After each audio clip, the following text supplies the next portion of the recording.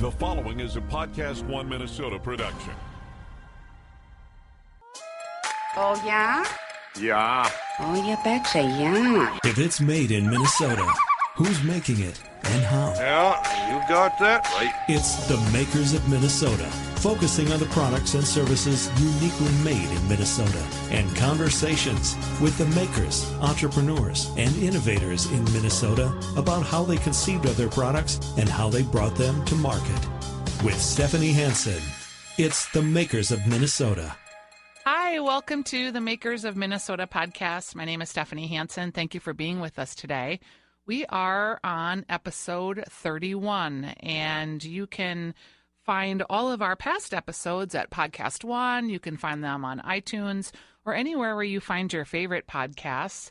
And thank you, everybody, for listening. Those of you that listen every week, we really appreciate it. You can find us also on Instagram, Facebook, and on Twitter at Makers of Minnesota. And if you have any ideas for guests that you think we should speak with or fancy new products that you're excited about that you know are made in Minnesota, feel free to send the information my way. You can reach me at shansen, Hansen, at hbi.com, and, of course, at Facebook, at Twitter, and at Instagram. And I have a guest today that is kind of nervous to be here. She's probably one of the guests that's the most nervous that I've ever had. So her name is Cindy. And she is the co-founder of Wood from the Hood, Cindy Seward. And I've been trying to tell her that it's not going to be that scary. Haven't I been telling you that, Cindy? Yes, you have. Yes, Stephanie. It's not that scary. It's kind of, when you ask people to talk about their business, they're usually like, oh, yeah, I'd love to talk about my business. How did you, I first ran into Wood from the Hood, I think a couple places. One was I saw these beautiful cutting boards that I really liked that you had at Certix. And you guys have a really unique logo that kind of stands out on all the products.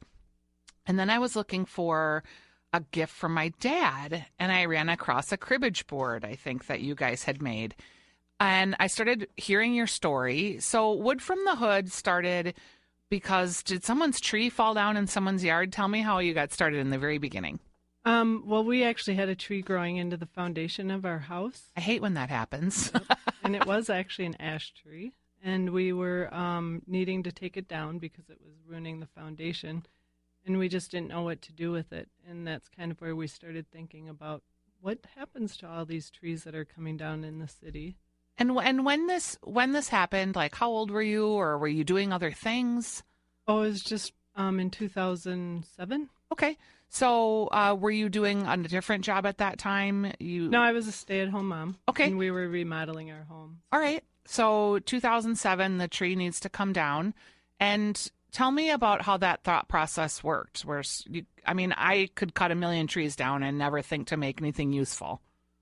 Well, my husband owns a cabinet shop, commercial store fixtures. Yeah. And he, it's called Seward Cabinet. Okay. And he builds stuff out of wood all the time. So we were thinking, well, why don't we use this tree in our new kitchen that we were remodeling? I was just going to say, do you have a very cool, like, custom built wood house? Yeah, we have a nice kitchen. Oh, I bet you do. Really nice. Yeah. I'm jealous. And but we thought, well, let's use it as the flooring or something. And it didn't quite yield enough wood for the project. And because it's a tree that's grown for pleasure, people aren't trimming them. So the interior of the log looks quite different than a tree that's grown for commercial use. Interesting. Okay. So there's a lot more what we call character, Yep. and what we like, knots, and the grain is a little different, and then you get some sapwood right along the edge, like you probably saw on your dad's cribbage board. And we just think that's really beautiful. But for our project, we couldn't cut it for our project because it didn't make enough flooring for the kitchen that we were Yep. doing. So we just cut it down and had it milled and dried, and kind of my brother needed it for something he was doing, and he used it. So you just are like, okay, hey, cool. So how did that then go to the next tree and the next tree and the next tree? Well, then a few time went by, and we started thinking about it more and more, and just kind of in the back of your mind how you do that. Yep. And my husband loves to think of things, and I was going to say entrepreneurs, that's really a hallmark of that they're Yeah. constantly thinking of stuff. You don't even know they're thinking about stuff. Yep. And we just kind of mulled it around, and there was a gentleman at our work, John Buck, who works for me now, and he enjoyed the concept too and mulled it around in his head. And then we started talking about it with, like, I believe it was Dovetail Partners or somebody, and just kind of thinking more and more and kind of researching the idea of where do these trees come from and how do you reclaim them and what happens to them. We found out a lot of information, but in the end what happened was a big project came along where like 30 trees were coming down, and somebody had heard we had been thinking about doing something, and they said, well, are you want to do it? Now's the time. And they were putting up a new building. It was at a park building, and Yep. We took them down and we figured it out from there. It was just kind of like jump in the car and drive. So do you literally go in and cut them down? We do not cut them down. So we worked with the tree service that was taking them down. Yep. And we back then we had hired someone to go in and bring them into us on a trailer. And then we had to find a place to haul them to and have them milled. And then from there we had to find somebody to dry the lumber. And then from there we planed it down and worked it in my husband's shop Wow. because he has a lot of that equipment. Yep. And then we were able to produce a usable lumber for the interior project. It's so, when I was on your website, you do only, it says on the website, only trees from like the urban areas. Is that correct? Yes. So is there any shortage of that? Like, will you No. ever go out of business because there's not enough trees? Now, right now, actually, we've got a huge list from the Minneapolis Park Board because we work with them on reclaiming some of the park board trees. Yep. And we tag them, and hopefully a % of them will end up back in our lot, and we'll reclaim those. And we can't keep ahead of the cutters, so.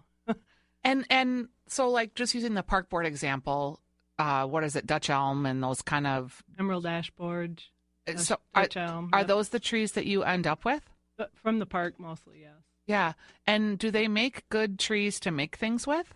Yes, each wood has a level of hardwoodness in it, and as long as it meets our minimum of hardness, then we take the log, and we have a certain diameter that we need and a certain height that we need. Yep. And we try to take as much as we can. We've not had to say stop yet. Right. That makes me feel so much better because when I see, I'm in a park and I see all these trees tagged, you feel kind of bad about it. Yeah. Like you don't hate to see Mostly, trees go down. When we first started our business, we mostly started with homeowners, though.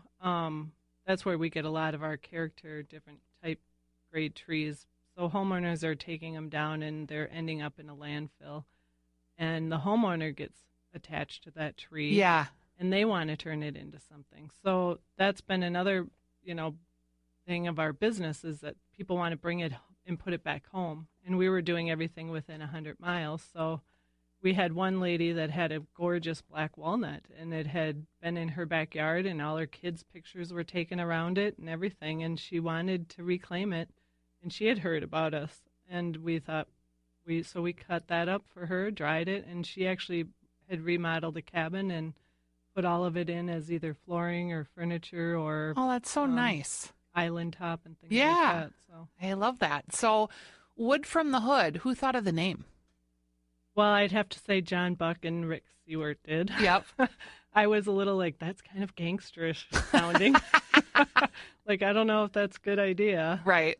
Bunch of people running around with hoodies on or something, Yep. but it's kind of stuck. It was wood from your neighborhood, and we work in the hood and we live in the hood, and so the idea is that it's trees coming from around your own neighborhood within your own region. I mean, we could franchise hopefully someday Yeah. and have wood from the hood California or wood from the hood Seattle or Before doing this, would you describe yourself? I mean, were you interested in sustainability in terms of your own personal life? Yes, actually, that was kind of my driving force. Is I had taken an oath to not use any plastic bags for a year, and the kids love were that about and the you. kids were taking their stuff off their lunches to school every day because they won't eat.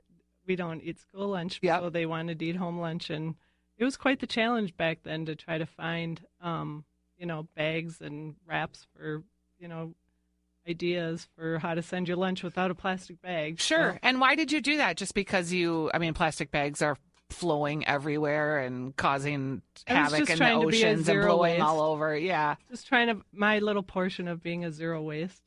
Does it I often wonder about that because I get guilty, like, if I'm using like too much plastic, or a girlfriend of mine that I share an office with just bought me this whole set of Pyrex dishes because she was like, I can't believe you're heating your food in this plastic. That's not good for you. So I'm trying to do things, but I'm not very good at it. When you saw these trees and you thought about reclaiming them, did it scratch that sort of sustainable itch for you? Yes, it did, because we found out that a lot of the trees get, in our research, in trying to come up with the idea and asking ourselves what actually happens to these trees, and they actually do end up in a lot of landfills or mulched and turn into yard waste or something. And Yeah. we thought as a product, whether furniture, flooring, or carpentry type thing, it's a more of a carbon holder type Yeah. thing, less Yep. waste. Yep. And there's plenty of trees around for all the burning and the energy and everything that the city does. So currently you can call you to have a tree taken down in your yard and make something out of it. Mm-hmm. You can buy things that are already made from other trees around our neighborhood. Like, what kind of things are you selling? We've talked about the cribbage board. Well, back when we were first starting, we were trying to mill and cut the logs and just sell lumber. But then we were working with the Seward Co-op. We had made them a conference table. Yep. Because we thought, ooh, wouldn't that be great for a co-op? They're very, environmentally Yep. conscious. And we talked to them, and we made them this nice table, and in exchange for some advertisement, so we did the labor and all that for an exchange. And while we were walking around the store, we were looking at the cutting boards and figuring out where they came from, and they were like, well, can you make cutting boards? And we're like, sure, we can make cutting boards. Yep. So we started making cutting boards, and then it just kind of grew from there, and people wanted different things. So we started coming up with other ideas of how we could use the smaller pieces. Mm-hmm.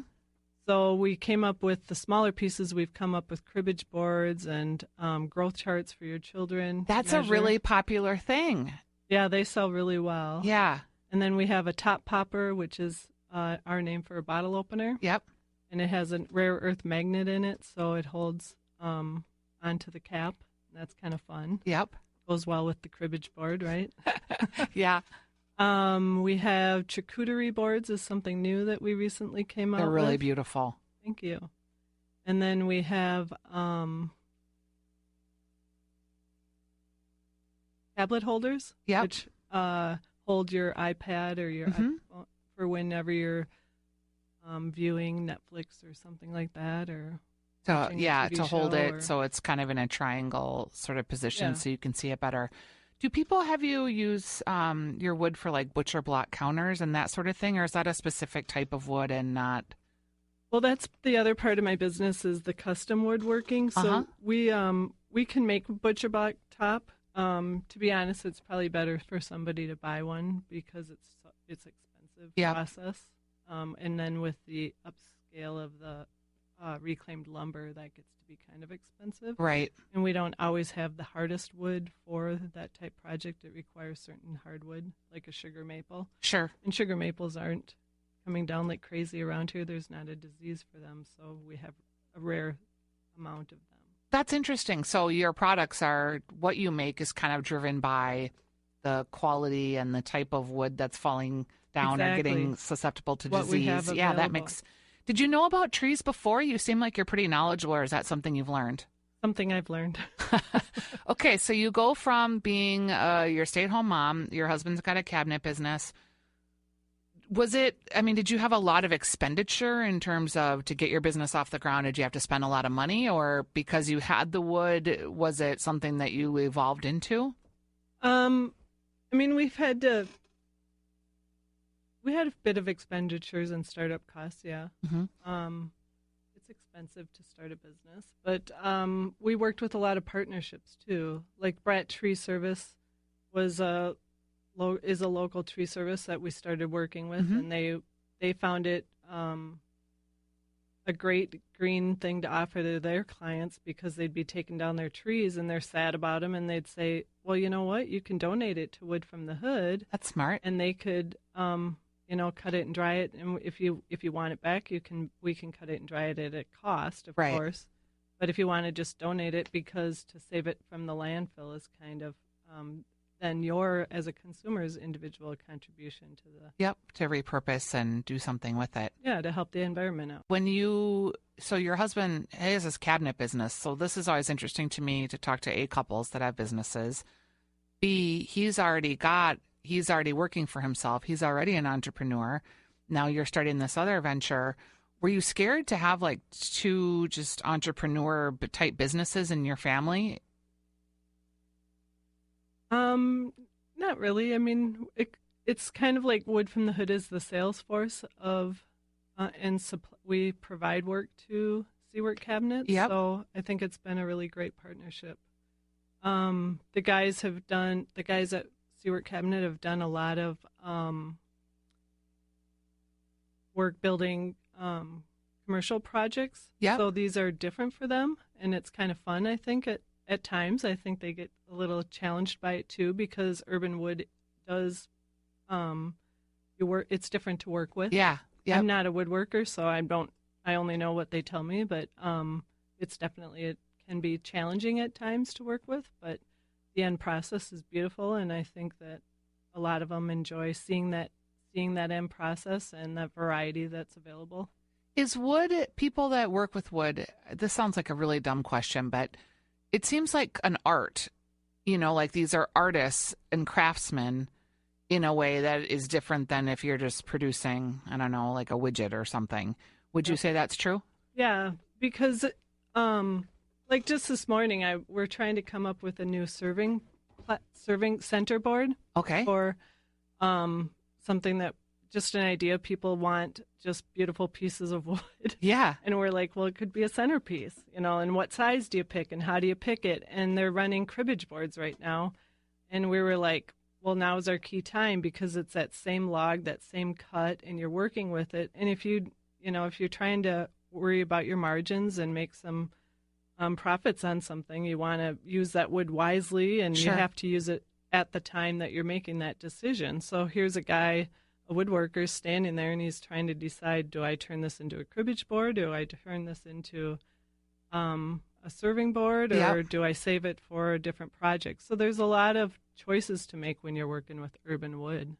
How much of your day is spent dealing with like getting wood versus what to do with the wood? I don't think that I can break it down by days. I think it's somewhat seasonal and somewhat, I think every day for us is a little different. Yeah. Actually. So sometimes, like, is the storm season a big time for you? Are you usually busy then because trees are coming down? And it can be, like right now, because the spring is so early, or it's warm right now. Yeah. So as we record this, it's 61, February 22nd. Yes, it's very nice. So they're actually out cutting right now. Now, this time last year, the city wasn't out cutting. Yep. Tree services weren't out cutting. So they're actually out cutting, and we need to be busy doing that. So we have to adjust our schedules accordingly. That's interesting.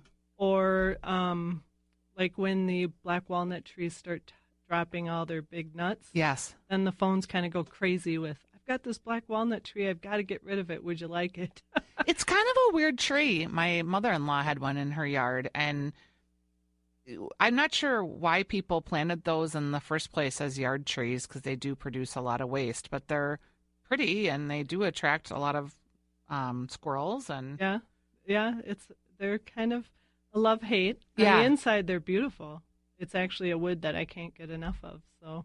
Oh, that's interesting. So if anybody listening has any black walnuts, now you know what to do with it. Yeah, give us a call. Why, this is a random question too, but cutting boards seem to always be like a certain size. Like they're usually, I don't know, like 18 inches across and then 11 inches deep, like sort of this compact thing.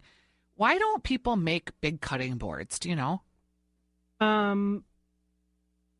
Well, maybe for a couple of reasons, whether they twist or turn. Okay, so But there's torque. we can Yep. actually make a big cutting board. We actually made one for Andrew Zimmerman. Oh, you did? Yeah, a gigantic one. Oh, that's funny. See, I'm a cook, so I'm like, I want a big cutting board. Yep, and we've had calls for them. So it's just like I say, it's that butcher block style then that Yep. you want to go into, because then it's going to be solid. It's not going to be twisting. I mean, if you took a natural edge piece and just cut it up over time, it's going to dry Yeah. and turn, and depending on your home environment and things like that. So Oh, I love that idea. In terms of running your business, is it hard to market it, or how do you do marketing? Do you spend much time on it, or is it mostly word of mouth? for the primary part, it's been word of mouth, actually. What happened with us is that these products that we put into the into the sewer co-op, and now we're in like 47 stores. They're not at first they were kind of like lost leads, Yep. because we were working at night, making them at night, just trying to get them produced and get them out there, because Yep. we couldn't really afford to hire the cabinet shop to do them. Now they're doing okay, but the thing is that people like them, and what it does is it gets our story out there. So it is marketing to sell a cribbage board or something of that Yep. nature. Because on each product we put our logo, and then we put a little bit of our story. Uh-huh. We try to keep the packaging to very minimal, but we try to put a little bit of our story in there. If you're in 48 retailers, did you have to call and ask people if they would carry your products? Yeah. Okay, that had to be hard for you. You're kind of I more of an actually- introvert. I actually enjoy that part. Really? So, yeah. When it's one-on-one and I don't have 100 people listening to me. Okay, But, all right. So you called up like Certix and said, hey, we have this product. Would it be a good fit for you? Yep. I got my suitcase out and filled it with product and walked around looking for stores that would be interested in carrying it. And to be honest, the stories really sells itself. Yep. And people are I think we are all environmentalists and at some level, and it just makes sense. And there's a lot of people that love trees, and wood is beautiful, so it's really actually an easy to sell. And they just want to get the line in there, and then people see them, and it flies out of the shelves. Yeah, it's wood from the hood, and it is pretty beautiful. Can you think of so you've been doing this since 2007. Well, 2008 officially. We just thought of it in 2007. Okay. So. Can you think of a time where you made a mistake? Like you were like, oh, that was a bad idea. Shouldn't have done that.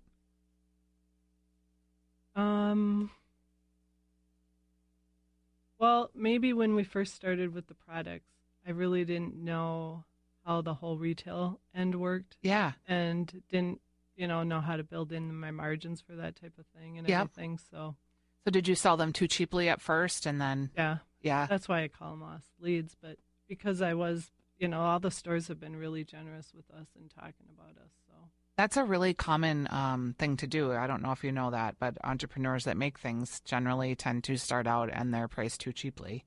mhm. And people get so excited that they've sold some, and then it becomes just hard to raise the price and hard to really amortize the price when you think about all the different times that you're touching it. And Yep. Yep. It's- And we want to keep it within reason so that the consumer can afford it. So, but as a wood, it's a more expensive grain wood than what you buy at Menards. yeah, and I was going to ask you about that. So who So are the- you competing with? Well, Really? the difference between how I explain the difference between the cost is when you harvest wood for commercial grade, they're grown for commercial Yep. grade. So in all a tree the logs, farm or yeah, and all the logs they're all the same diameter pretty much. They're all the same length. And they can be loaded down onto a saw, and they can be, processed Yep. 20, 30 at a time. Where we are processing our logs one at a time, and actually one cut at a time, because we can find a lot of metal in our trees.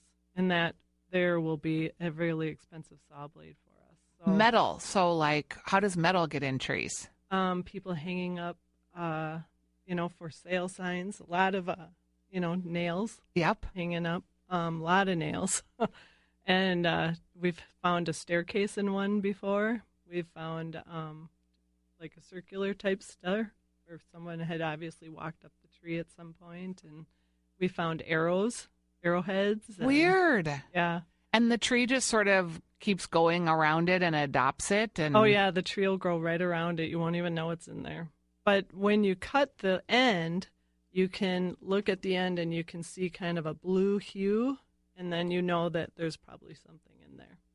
And there's the other thing is we get all these trees to our yard, and we don't know if it's something we can use or if something we're going to have to pay to have it hauled away. Yeah, now. so there's some shrinkage, I guess, is Yeah. what they call that in retail, right? Yeah. When you look at your career here, you obviously didn't know that you were going to be reclaiming and repurposing trees. Is it enjoyable? Yeah, it's fun. Do you think about like what's the next growth opportunity for you? You mentioned franchising. It's not a bad idea. Yeah, that's not a bad idea. It's a lot of work, though. We're having a hard time just keeping up right now, honestly. The one side we haven't talked about is our commercial side. Mhm. So because my husband's a commercial cabinet maker, his guys can produce quite a bit at a time. So like right now we're working on Caribou coffee tables. Okay. So we're doing the large, huge Yeah. community table with a bench and then an engraving. So I think our work expands that way. Sure. You know, there's always something new and creative that we can make for, you know, the Surly Brewery or I was just the going to Summit ask you, when I Brewery say or- north or the north, does that conjure any ideas in your mind, or do you think about, because there's this whole movement of, you know, the north and celebrating the north and products from the north and working amongst our own vendors in the north. Mhm. Yeah, I love that idea. Yeah, it's know. been real popular. Yeah, because everything we do now is within less than 75 miles of where we are. So you've even made your footprint smaller in terms of, that's Yeah, neat. I mean, we try to buy our mineral bee that we make for our cutting boards. We buy the beeswax within a local bee farmer. So Gosh, you've had to learn so many different things. yeah, it's Plus fun. just running a business. When you, let's say, so you have all this inventory that you're making and then you go and sell it. Do you have the retailers, do they have to pay for the inventory up front, or do you, Yeah, they buy it. They pay for it up front, and then do they, like in grocery, sometimes they let you bring it back if it doesn't sell. Do you have a situation like I don't that? have situations like that right now. Is that, I mean, in terms of retail, that's not common, is it, that people bring things back? You know, I don't know about what's common in retail. I just know what's common with me. And Yeah. basically, the gift shops are purchasing it, and then whatever they buy, that's what they're selling. Yep. And then they tend to sell pretty well because they're always reordering. So for like Christmas, is that a big time for you, or in Father's Yeah. Day and seasonally, I would assume? Is there any part of the business that you can't stand? Like I used to hate doing taxes. Yeah. Well, I was told that I could get out of the accounting end of it after 1 year, but I'm still doing the accounting. Yeah, that So, was not my forte. I was just terrible at any of the number stuff. Yeah, I was told to, stick with it for a year so you understand it. But now I have someone that comes in twice a week. So Yep. And helps enter the journal entries and that kind of thing. Yeah. make sure I'm doing it correctly. Yeah. And it is good to have a couple pairs of eyes on something like that, because you don't know what you don't know. Yeah. What was the hardest thing you had to learn? Probably how to identify the lumber. I can imagine. Like, And I'm still challenged by it because American elm is really tricky, especially. That one knocks me up all the time. But, the hackberries and the honey locusts and the walnuts I can identify pretty well. The ash I can kind of identify, but when you're looking at an urban piece of wood, it's hard to. One section might look really different than another section, and then you're looking at it and you got to look really close. And if you got it wrong, what would happen? Is it important to know for when you're selling it or when you're going to take on a project? For what I'm doing, because I mostly handle the retail end of the projects Yep. and the accounting, but John Buck handles the commercial end of it, and he can identify any wood, and Rick can identify any of the woods. The wood savants. And then when we get a tree, we end tag it, and then we tag it by zip codes. That's one thing that we do that a lot of people don't, timberists aren't doing is Yeah. that we tag it by the zip code. So if you want to buy something from your zip code, you can hopefully find it. That's And- cool. Yeah, and that was kind of a love-hate thing because you get all these cribbage boards that go out, and everybody's wanting to buy one from their neighborhood, and the stores don't have their neighborhood. Yep. And the idea was that just to show that you're buying something within your local neighborhood. Yep. There's a lot of zip codes. That's one thing I've learned a lot about is where all the zip codes are throughout Minneapolis. So I was in direct mail, so Minneapolis I know a zip lot code. about those zip codes too. People are just like, God, how do you know all these zip codes off the top of your head? And somebody will really want 55411, and it's like, we only have 55410. But yeah, we get phone calls like, hey, do you have any products for 55410? And we try to help them out. But Oh, that's funny.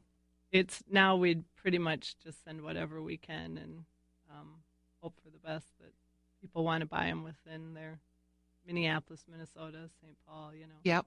So as we wrap up, is there something that you want people to know about you that you feel like, oh, if people just knew this, they would do more or purchase more or understand us more? Well, one thing that you did ask what we were trying to grow in our business, and what we're trying to do is maybe open up our own kind of like a showroom for architects and designers so people can come in and buy lumber Yep. direct from us and more of a larger scale. And that's kind of where we're hoping to grow our business in the next couple of years. I love that idea. And you would think your husband could put a shop on the back of something like that. Yep, we have a warehouse space, and we're just kind of trying to figure out what we're going to do. Yep. We now have we have our own, we rent a saw, we have our own sawyer, we Yep. have our own kiln, we have a warehouse space. And we do a lot of large projects, like Surly Brewery, for instance. Sure. That's all American elms from around the city, St. Paul. The tables are? area. Yep. Oh, I love that place. Yeah. Yeah, that place has a real voodoo to it, and it is those little things. Not that your project was little, but it's those little type of details that can really make a difference in a place, I think. Yeah. So I'm hoping to expand in that area so Mhm. more people know that we have that large capacity available to us, and we have lots of lumber. And And you can make me a large cutting board if I can find what dimensions I actually want. Yeah, just email us off our site. Yeah, I suppose it has to be big enough that it's big, but small enough that I could still rinse it off, right? Yeah. So there's that. All Yep. right, Cindy, thank you for spending time with me today. It's Wood from the Hood, wood from your neighborhood or a near neighborhood. Reclaimed trees from the urban environment that you guys are turning into very cool products. A couple of other do you do any like picture frames or anything like that? Because I've seen a lot of reclaimed wood frames. We actually used to make picture frames, and now we're trying to come up with a design that's more going to fall into the consumer's price market. So Yep. watch for that. Okay. And then another just thing that I have seen a lot of recently is trays. Like a tray, a carrying tray that people put on. They put them on coffee tables. Well, maybe those centerpieces could be used. Yeah, for that. something like a tray with handles on it would be great for carrying food back and forth from the grill to the table. Or Yeah, we're always looking for ideas. So. All right. Well, now don't be surprised if you're like getting your email and you look and I've sent you like, what about this? What about that? I think your products are really cool. I love your logo, and I think it's something that I want to talk to you about because I just thought, like, who decided that this was a good idea for a company? Yeah, well, thank you so Yeah, much. it's for my having me. pleasure. Thanks for being on. It's Cindy Seward. It is Wood from the Hood. How can people reach you at woodfromthehood.com? Woodfromthehood.com. All right. Thanks for being our guest. Thank you. Stay tuned for 60-second AP News headlines.